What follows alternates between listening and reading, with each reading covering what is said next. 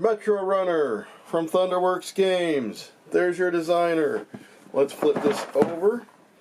Welcome to Mare City. You're a boots-on-the-ground mercenary in the corporate Cold War. Earn the respect of the residents of your district and build your notoriety among the city's network of runners. Ride the metro to gather intel.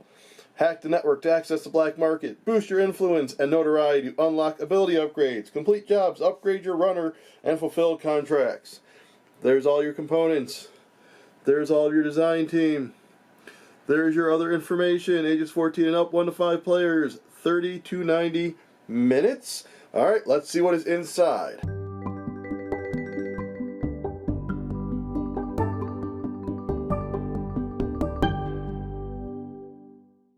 Alright, so let's open that box.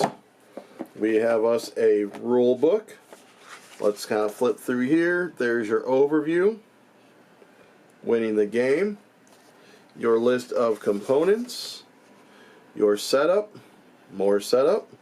Even more setup. Picture of setup. Here's what your runner boards are all about. Here's what your character cards are all about. Here's how to play. Move, action, cleanup. Actions, more in depth. Your boosts that you can get, acquiring jobs,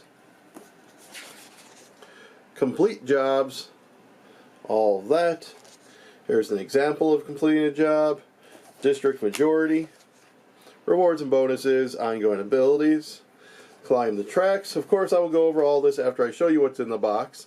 Hack the network. As I show you how it plays, there will be a timestamp down below. If you want to jump just straight to that, you can. Here's more of the manipulations and hacking the network. Then you have fulfilling contracts, followed up by your game end, your final scoring. Here's your solo mode against the rogue AI. More of the solo mode, whatever your score is, final scoring, and the index, and all of your credits. Alright, next up you have player boards in the 5 different colors. These are dual layered player boards with something really cool. On the back you'll see that this has, that's where one of the dual layered is. It's because you'll be sliding cards under here, so it's kind of cool that they have that little recess there for you. Next up we have the player board, or the main board I should say. Those were the player boards I just showed you. And this is double-sided, so right here is the side for 4 to 5 players. So really quick, I will touch on, make sure you remember these spots, because these are not on the side of the board that I will be showing you. And you have there, and flip that over. And then here is the 1 to 3 player side. Okay, so that is the board. Next up in this box, we have a score pad. Here you can see I won by 5 points. Never mind that, that was one that we weren't sure about a rule until we clarified. So if the rule was broken, I would have had 74 and she would have had 76, but alas, I scored 81, she scored 76.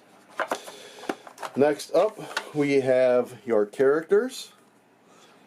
They show the character on this side, how they manipulate the network, what it's called, and a paragraph, and on the back is their biography. I'm not going to show you all the biographies. I'll let you discover that on your own when you get to the game. But here are all the different characters. As you can see, quite a variety of the way that you manipulate the stuff. And then you have 5 player aids with different stuff on each side. Down here you have your character pieces. You'll be moving around that map. Really nice sculpted. There's that. 1 in each color. These are your Panap tiles. These are the puzzle that you'll be mixing around and hacking. So there's those pieces. This is the solo components and your first player marker and the mini expansion. So really quick, I'm not going to show you all these cards, but the mini expansion gives you basically, if you end your movement on this space and then later you move it on this space, you'll deliver it, flip them over to get points. So here's the first player marker. Here's the rogue AI tokens you'll be moving around in the solo. really quick, let's go through these solo cards.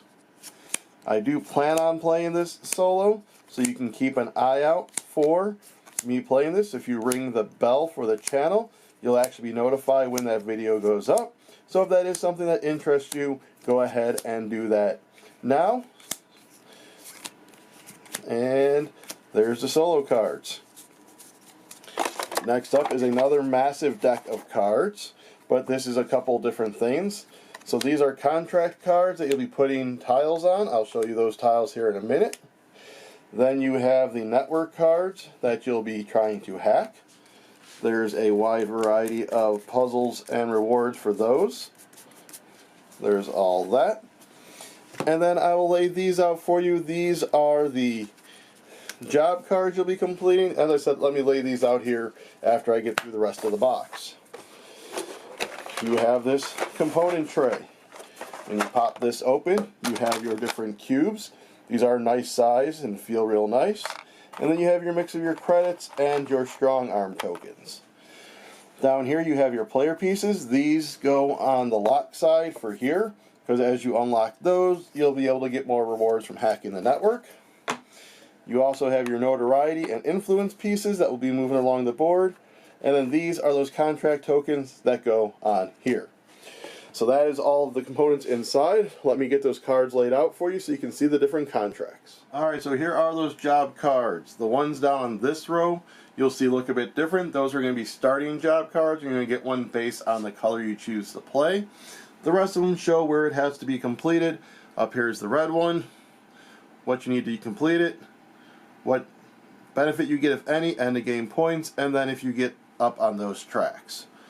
So here is that rows of contract card or job cards. Here they all are.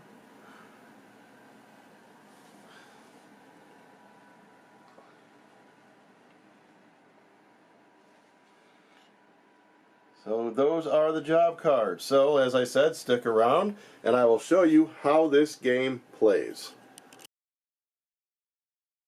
Alright, we are set up for a 2-player game of Metrorunner. What you're going to do is you are going to put the game board on the proper side. This says 1 to 3, the other side says 4 to 5. You're going to place the cubes, the credits, and the strong arm tokens near the board, within easy reach of everyone. You're going to shuffle the job cards. Make a display of 4. You're going to put out the contract cards, and then randomly put on these tokens in the designated spaces. You are going to shuffle up and separate the hack cards into 2 equal piles, put them there. You're going to randomly put out the Panap tokens in the middle. Each player is going to get a player board in their color. They're going to grab their marker in their color and put it on the hack symbol in their color's district. That's where they're going to start. On their player board, they're going to put their lock tokens over those.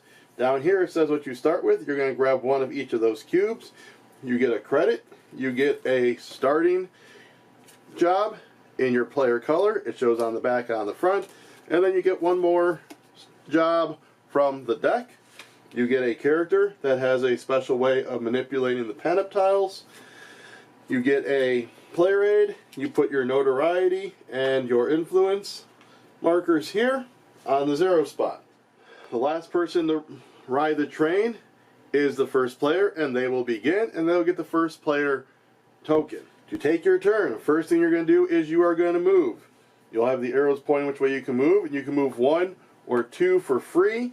Any additional movements cost a cube for each movement. Once per move action, you can discard a job card to move an additional as well in place of a cube. Once you move, you're going to take an action. You are either going to take the location action of where you landed, or a district action. The location actions is this one. You are going to take 2 contract cards. You can take them from the face up, you can top deck it, or you can mix them. This is hacking. You're going to manipulate this puzzle. Your manipulations are shown on this card. You get 2 free manipulations. Then you can spend a cube for every additional manipulation you want, or you can discard 1 card once per hack. When you manipulate them, you can either rotate it 90 degrees for one manipulation, you can swap pieces as one manipulation, you can slide by removing one, slide them down, putting one right there, or once per turn, you can use your character's special manipulation, which is for Ami Pierce, is Cipher, swap two diagonally adjacent, so I could swap those. The reason you're trying to do all that is to satisfy one of these cards. So initially when you take the hack action, you can cycle one of these cards, take it from the top, put it to the bottom, and then you are going to be wanting to manipulate these tiles to satisfy one of these cards. You will say which card you're going for first. So I'll say I'm going for this. If I say I'm going for that one, I need to get it where the network connects from here and out that side. So in from here and out there. If I have unlocked my tokens, then if I get out these other ones, going that way and that way, I will get more benefits. If you complete the card, you are going to get the benefits shown here. If you have those and you've completed them, you'll get what's depicted on the bottom. After you do that, you're going to flip the card over and then put the cubes in those districts. So this would be a red one in purple and then an orange one in red. And that will get put on the bottom, and then you have your next card. That is the hack action. This cube action is when you go here, you're going to grab any cubes of your choice based on where you are on the notoriety track. You start by only grabbing one cube. As you move on, you get two, and then eventually three. If you don't want to do one of the action that you land on, you can do a district action. So if I'm here and I do the red district action, I can either first just grab a red cube, or that is how you fulfill contracts. To fulfill a contract, you need to be in the district that it requires. So I don't have any red ones. Let me move back to this one. So when you fulfill a contract, you're going to see what cubes you need to return. You're going to return those cubes to the supply.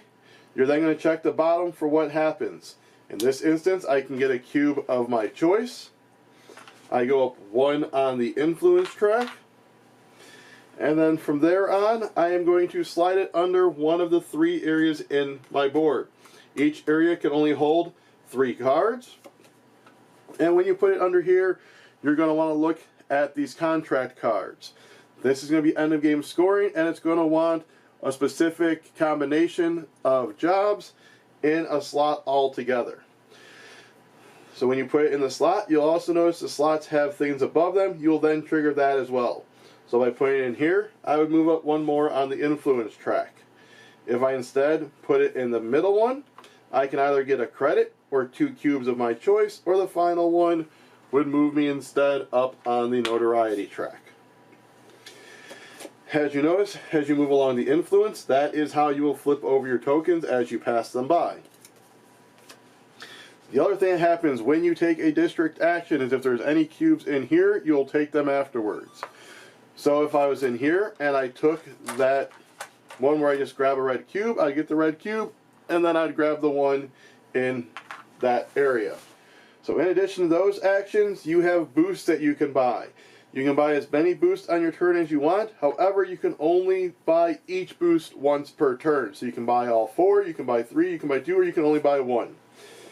The 4 boosts are: you can spend 1 credit to do a car service, which is move to any unoccupied location. You can even stay where you are. Typically, you always have to move. With the occupied, the one thing I did not mention when you move is you do not count a spot that someone is in. So if I'm here, I would actually go 1, 2. But back to the boost. So car service, you move to an unoccupied anyone. You can spend 1 credit to crash the job boards. You return all of those to the bottom of the job deck and then refill it. You can do that before you take jobs, after, but not during taking jobs. You can spend 2 to do viral marketing. Viral marketing will allow you to move up one of these tracks, whichever one's lowest. If it's tied, you get to choose. So if I was there and I did viral marketing, this one would get pushed up 1. And finally, you can strong arm locals for 2 credits. That lets you take, after you take an action, you can take a second different available action.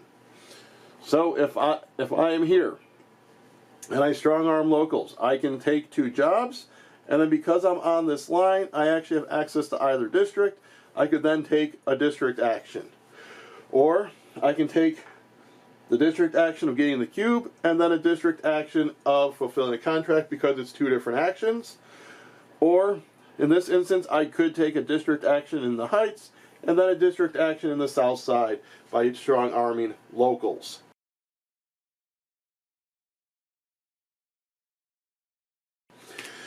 You're going to go back and forth, taking turns until the end game is triggered. There are 3 different end game triggers. If someone passes this line with either the marker, that is 1 end game trigger.